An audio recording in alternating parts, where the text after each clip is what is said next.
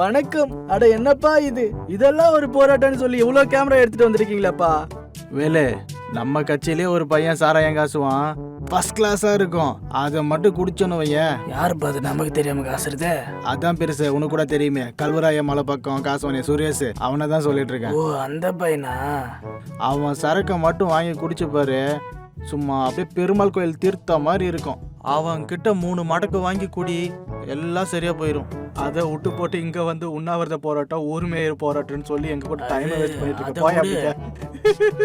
எம்ஜிஆர் காலத்துல நாங்க குடிக்காத சரக்கா இப்போ சும்மா பச்சை தண்ணியை குடிச்சிட்டு எகுறானுங்க பயலுவ. யோ பாவா, என்னையா அவன் பிரச்சனை? சீரிட்டு வாங்க, காசு குடியா. சீரிட்டு சும்மா இருயா. இங்க பாரு, 10 ரூபா தான் இருக்கு. போகும்போது ஓரியோ பிஸ்கட் வாங்கி திங்கலாம், சரியா? விடு.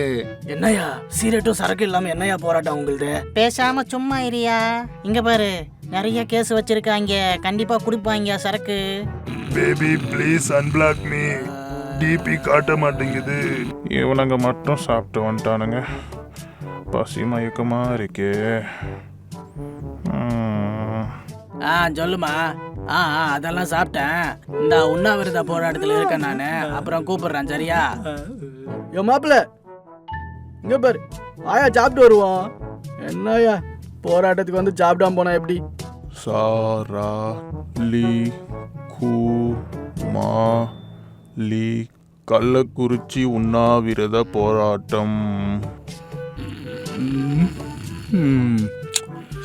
தூக்கம் வேறு கண்ணை கட்டுது, கறி வேறு பழுத மாட்டுது. காலையில ஆட்டுக்கறினா எப்படி விளங்கும்? என்ன இது தொட தெரியுது? தமன்னாவா? அரண்மனை போறா? கொடுங்க. கீழே விழுந்துருச்சு பாரியா. உடியா நான் அடிக்க வச்சுக்கிறேன். தமன்னா நான் அடிக்க வச்சுக்கிறேன், நீ தூங்கு. சரி.